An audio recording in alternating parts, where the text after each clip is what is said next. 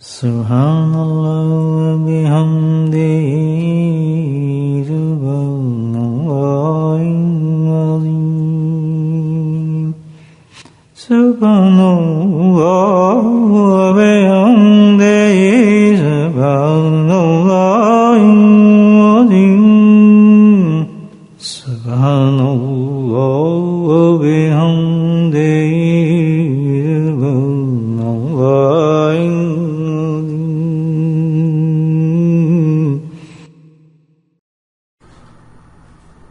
In the society, we have physical, spiritual illnesses and diseases, but there are not that many physical and spiritual illnesses as compared to illnesses regarding character.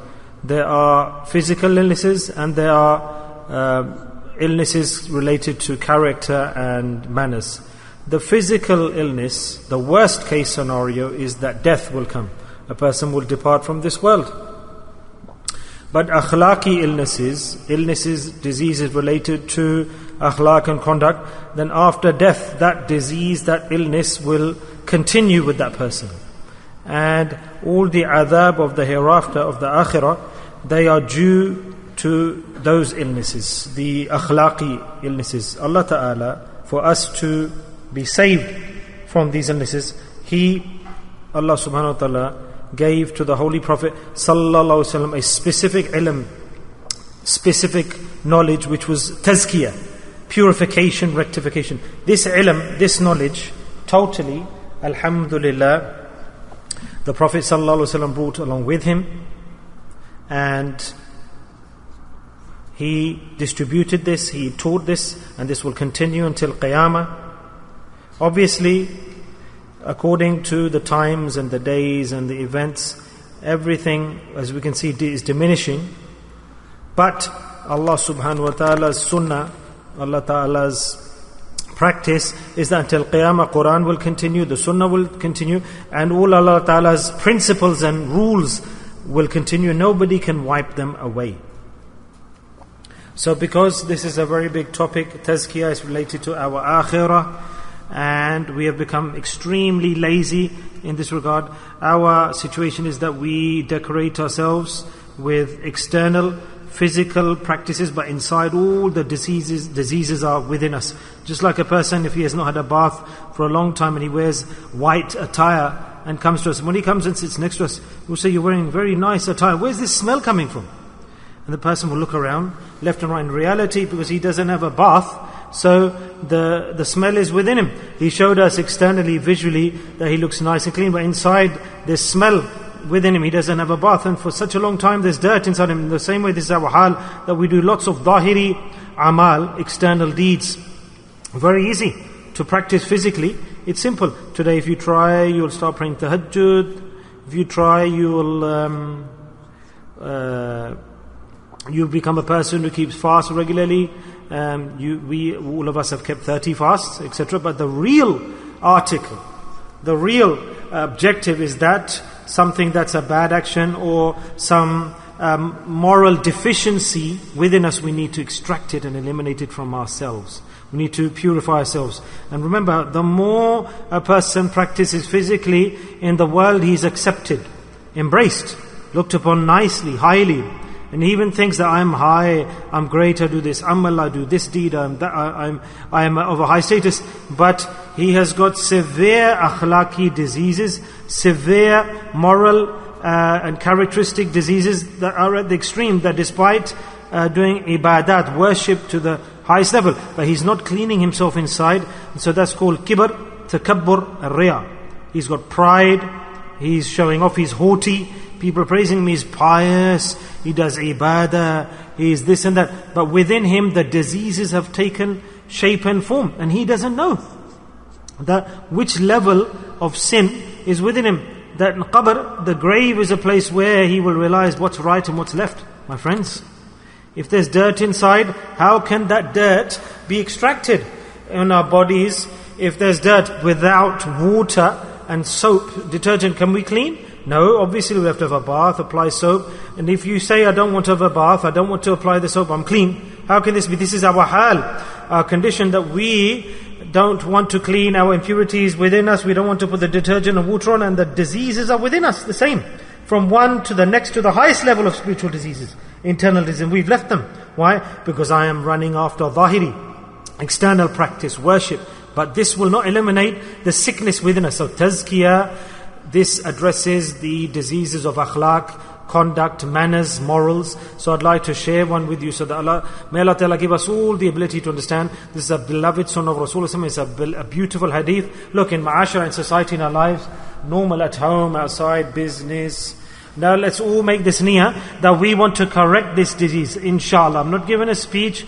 I want to extract mildnesses. We are gathered. Allah's karam, Allah's grace, favor, that such a beautiful day that is to come, a great day to come. Allah sat us down today to prepare for that. And this is the night of Jummah, and the day to come tomorrow is Sayyidul Ayyam, the head of the week, the greatest day of the week.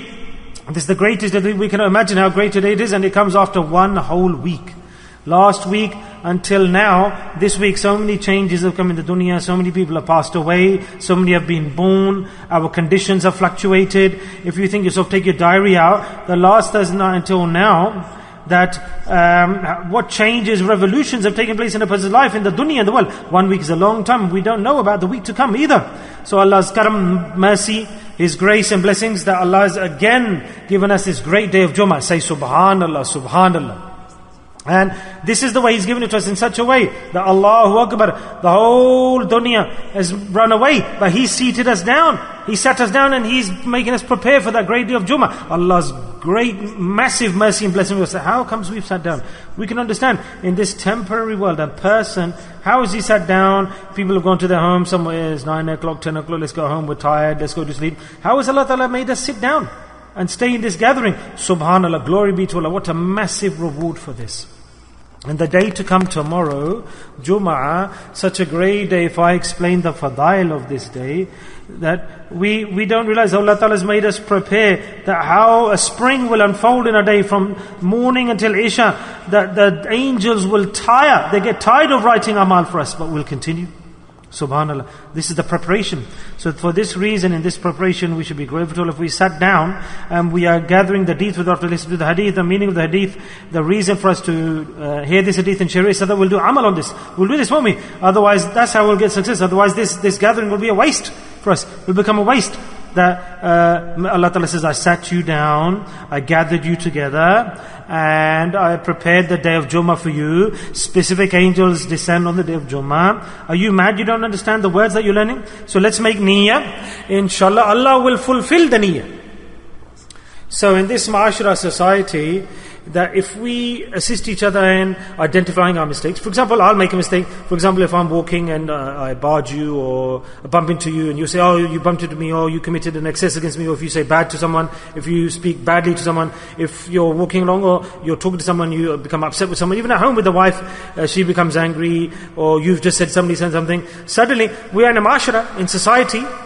So how far does this go? Allahu Akbar, relationships and links and divorces, arguments, disputes. We think, why is the divorce taking place? Person will get shocked that just over a small minor point, the divorce took place from a little minor matter, and people who have known each other for years, they have split. Yeah? So this is where a person recognizes the friends. But if we see here, there's just over a minor thing, that the system from the whole life gone, children, 3 children, 4 children, they've left a person, the relationships end, the father goes, the mother goes, the son goes, over minor disputes, minor points. This is our ma'ashara society. So Allah's Nabi Sallallahu Alaihi Wasallam has told us a beautiful sunnah, that if a mistake occurs by somebody, then what should that person do? What should that person do? He should just do one action. What should he do? Totally a mistake is made. So he should think, and he shouldn't go another direction. If he goes to another direction, then there's a lot of stress, because he'll go arrogant, takabbur, nafs, desires. Okay, if you made a mistake, fine. What can I do? I can't do nothing about it. What shall I do? No point, thing like that. That your feelings inside will feel all your life long, I swore at him, or I committed excess against him, or you'll feel like you can see it for yourself. You're stood and you have a car, you're about to reverse it out, move it out, and then you crash You have an accident, little bit of a clash with somebody, and a dent comes into your car. A dent. What will you do? You'll look around, nobody saw you, you'll come out, you'll leave that place. But your heart will feel, remember this, 10 years later you'll remember, oh, I was taking my car out, because this is a crime. This is a sin of akhlaq. This is a moral characteristic sin. To take this out, the Holy Prophet ﷺ gave us this ilm of tazkiyah. Subhanallah. What should we do? That this takabbur, we need to get rid of this. If we made a mistake against someone small or big or a long one or a broad one, immediately the Prophet ﷺ has told us. Now he tells us the ibadah that we should do straight away. If you do this, then this will happen. And the other side, what should we do? Is that we should present our excuse or our reason. Say Subhanallah, Subhanallah. Such, your heart will become so cool that if, for example, you hit somebody's car, or you swore at somebody, or said bad to someone, you came home, you said something, you scolded someone, you committed, say, sorry, I'm sorry, I was in anger, I made a mistake, I didn't want to say this occurred. Look, I didn't want to consume your wealth, but shaitan, he tricked me and I consumed your wealth. I don't want to fight with you, I don't want to argue with you, I didn't want to say bad to you. Allah's Nabi Sallallahu Alaihi Wasallam said, these are the words of the hadith, that when a Muslim brother accepts his error or presents his, he says that please excuse me, that we shouldn't lie against him, we shouldn't be arrogant, stubborn. These are all paths for destruction. You cannot be saved. Hisab will take place. Accounts will take place in the qabr. Soon as the eyes close, these are the things that will be reckoned for. Ibadah to the side, put your salah to the side. They will come. But first will be the reckoning for the akhlaqi actions. Suddenly the adab, the punishments will come in the grave for these things. That you swore to that person. These are big punishments for this. And in our eyes, shaitan has made these things small. What should we should do? We need to present, we should justify ourselves to that person who we accessed against. To our Muslim brother or to another person, whoever it is. When you present yourself and you try to justify yourself correctly, then whichever crime you committed, akhlaqi, there are big sins, punishments for that. Thereafter, that when you say to him, please excuse me, forgive me, then Allah will forgive you. Allah Ta'ala says, then your crime, it ends. That if you swore, for example, if I slapped him, what should I do? If I swore at him, what should I do? Insan says, oh, shaitan made me do this. If I give him a loss, what can I do? And if I did wrong against him. But the kamal, the achievement is this, that you accepted Allah Ta'ala's direction, that you submitted yourself in front of that person. Because the biggest disease of shirk and kufr is that kibr has come out of your heart. Pride has come out. Kibr doesn't come out, my friends, let me tell you this. It's a very khabis and wretched action that takes a person to destruction in the akhirah. We have to be very careful. And only the sohbat of the complete shaykh can save a person. I'll tell you the truth. Yes. No other power in the world can extract this, eliminate this. No one has ilm, no amal, no action for this. Just wahid, one action. That a friend of Allah, you obey him, you follow him, and imitate him, and you take the direction and teachings and coaching from a shaykh, a true shaykh, to eliminate the internal diseases and illnesses. There's no other way to clean my batini diseases, only this is the way. To learn Quran, this is the way. To learn the hadith, this is the way. To learn fiqh, jurisprudence, this is the way. And inside, you start to extract your diseases. This is the path you tell yourself. Yes, and it cannot be eliminated from no other method. You can try your best. Deception is gone in. The disease is gone in. You're going to the grave, the adab will be there. So what do we need to do? If we've committed excess and done wrong to others, if we made a mistake, we will be saved from kibr, from excess. Look at Allah's kamal. Such a big sin. You go and submit yourself, say, look, I'm sorry that I've made a mistake. I am trying to present some justification. It was this reason, it happened for this reason. I didn't mean to do this, but this occurred. Present yourself and in an honest way, and you'll be free from that crime. Yes, but on the other hand, you commit a crime, and how sad that you go to a person. If you say to him that, look, I did this, and he'll say, me? That, if, for example, when the me comes out, but if it doesn't come out, acha, now, then he'll say, he's come to me. Instead of him appreciating that when you go and say sorry, what do we say? Oh, now let me scrape him to the ground. No, I know you did this. No, get away from it.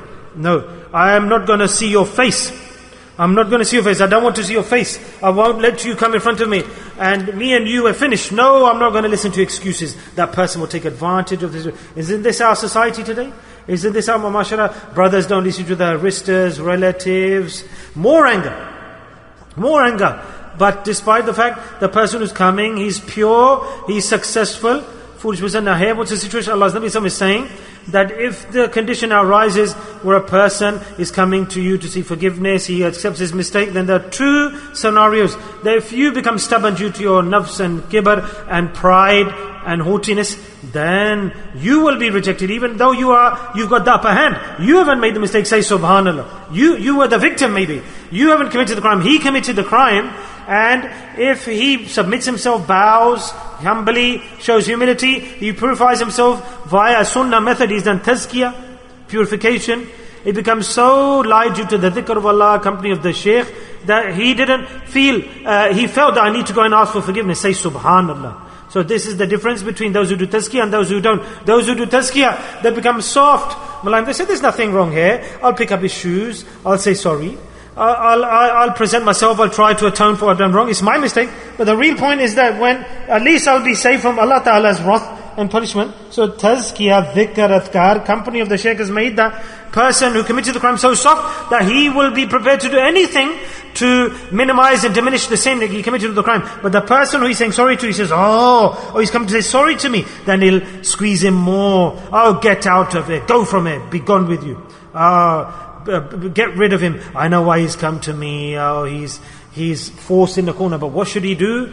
The hadith says that when a Muslim or when any individual comes and presents his excuse to you and asks for forgiveness, then he is weak. That person is weak, and the person who is the victim, what he should do, he should accept the sorrow and the request from that person. But if we don't accept that, then thousands of diseases tell me inside, oh foolish person, you've got many illnesses within you. Okay, at this moment you've got the upper hand, you are stronger. But don't commit injustice to that person. Don't try to be stubborn and be forceful. If he's come to you and ask for forgiveness, then if you become stubborn now, then you will be the worst of the individuals. The worst. Inside you have kibr and pride, everything's within you, and he's come on a high level, he's accepting his mistake to tell you he's made a mistake and that he will try to atone for it. What you should do is you should accept his forgiveness, accept his regret, accept his remorse. Don't put any condition, and then you will be very elevated, alhamdulillah.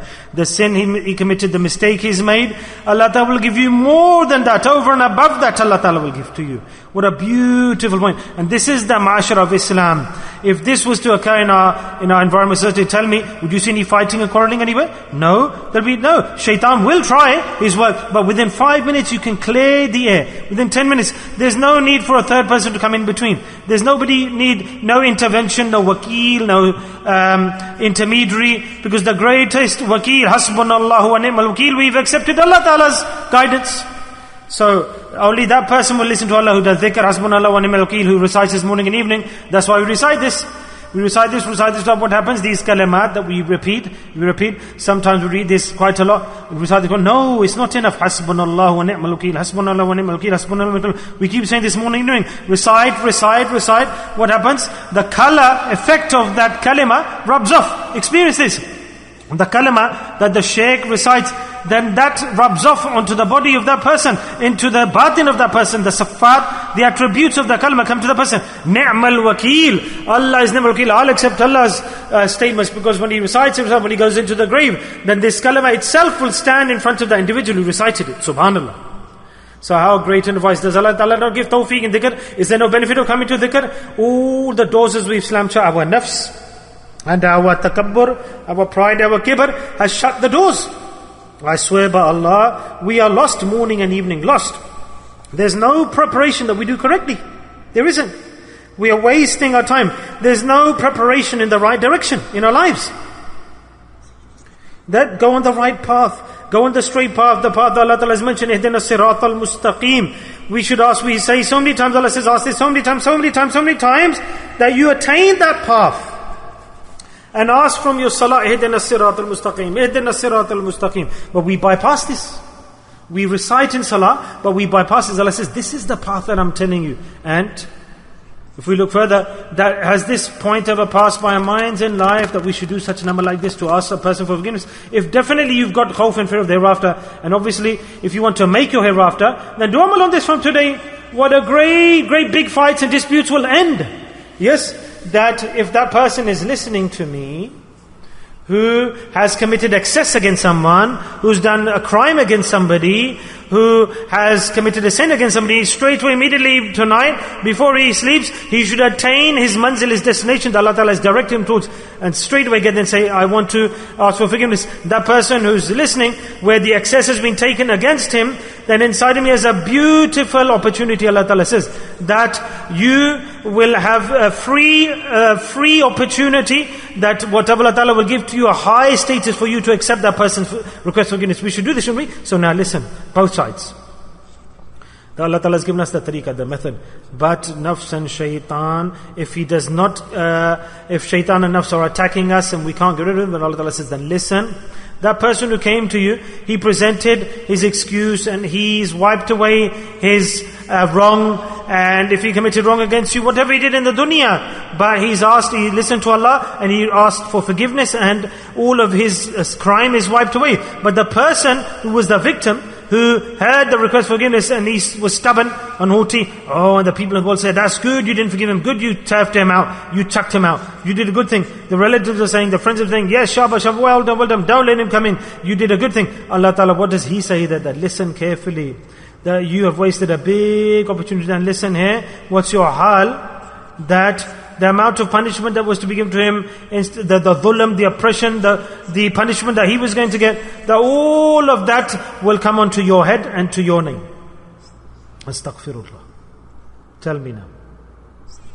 All of the sin and the wrong will come onto your head. So there are 2 points, my friends. So tazkiyah tells us, tafsir tells us that we should purify ourselves so much, we should make ourselves so light, so good and pure. Just like a person comes to you, he's made a mistake and he says that, my friend, I am sorry. Inshallah, for the sake of Allah, you should say as a response, for the sake of Allah, I've forgiven you. For whose sake? Allah's sake. Hasbunallahu wa ni'mal wakeel. For that sake, I've forgiven you. And when He will forgive you, then both will have the muhabbat and love between them. And he has no manners, then manners will come into him, subhanAllah. The person who is disrespectful, after that he will not commit disrespect to you. He will have softness come to him, tenderness. No power of the world can make a person submit and bow humbly the way that the sunnah of Rasulullah can make a person become humble. Without the sunnah, a man is like, he is a person without a head. His head is not on his body. How can a person be a true human being without the sunnah? All of the success for moral characteristics and manners is via the sunnah of Rasulullah. Alhamdulillah, this hadith came in my mind, very beneficial with the fadl of Allah. May Allah Ta'ala give us tawfiq, because day and night, at home, with our children, with our wife, always we have issues. What's our job? If we make a mistake, we should present ourselves humbly, we should ask for forgiveness. If somebody comes to you to ask for forgiveness, then immediately accept that request. Whatever he's committed excess against you, big things in front of 4 people, he dishonored you, he swore at you, or he said big words wrong, say, no problem, my Rabb has stated that, look, I've forgiven you. If you ask for forgiveness, and the reward, you will see how much Allah Ta'ala will give to you. First and foremost, that within you, that anger that's always revolving around you, he did this against me, that against me. If you see him, oh, he did this to me, and you swear against him, he did this and this and this. All of these khalafat, negativeness, Allah Ta'ala will eliminate this from our minds. Extract it, it will make you cool-hearted and cool-minded. All of this has gone, finished. May Allah Ta'ala give us all the ability and tawfiq. Ameen. Bismillahirrahmanirrahim. Alhamdulillahi rabbil alamin. Wassalatu wassalamu ala sayyidil mursalin. Shafi'il muslimin, dawa yasin, habibul amin. Allahumma salli ala sayyidina mawlana Muhammadin nabiyil ummi wa azwajihi ummatil mu'minin wa zurriyyatihi wa ahli baitihi kama sallaita ala ali Ibrahim innaka Hamidum Majid. Wa sallim tasliman daiman abadan كثيرا كثيرا كثيرا. اللهم اغفر لنا ذنوبنا وظلمنا وهزلنا وجدنا وخطأنا وعملنا كل ذلك عندنا. ربنا آتنا في الدنيا حسنة وفي الآخرة حسنة وقنا عذاب النار وقنا عذاب القبر وقنا عذاب الحشر وقنا عذاب الميزان وادخلنا جنة مع الأبرار يا عزيز يا غفار يا رب العالمين يا رب العالمين يا رب العالمين اللهم ثبتنا على الإيمان وأمتنا على الإيمان وأحشرنا يوم القيامة مع الإيمان اللهم اهدنا الصراط المستقيم اللهم اهدنا الصراط المستقيم اللهم اهدنا الصراط المستقيم اللهم استعملنا بسنته ونفعنا بمحبته واشرنا في زمرته يا كريم يا كريم يا قاضي الحاجات اقض حاجاتنا يا قاضي الحاجات اقض حاجاتنا يا قاضي الحاجات اقض حاجاتنا يا دافع البليات ادفع بلياتنا يا دافع البليات ادفع بلياتنا يا دافع البليات ادفع بلياتنا يا شافي الأمراض اشف مرادنا يا شافي الأمراض اشف مرادنا يا شافي الأمراض اشف مرادنا اللهم عافنا في بدني اللهم عافنا في سمعي اللهم عافنا في بصري لا إله إلا أنت اللهم إنا على ذكرك وشكرك وحسن عبادتك ربنا هب لنا من أزواجنا وذرياتنا قرة أعين واجعلنا للمتقين إماما اللهم رب ارحمهما كما ربياني صغيرا اللهم رب ارحمهما كما ربياني صغيرا اللهم رب ارحمهما كما ربياني صغيرا اللهم اغفر لنا ولوالدينا وأستاذينا ومشايخنا وجميع المؤمنين والمؤمنات والمسلمين والمسلمات الأحياء منهم والأموات برحمتك يا أرحم الراحمين سبحان ربك رب العزة عما يصفون والسلام على المرسلين والحمد لله رب العالمين.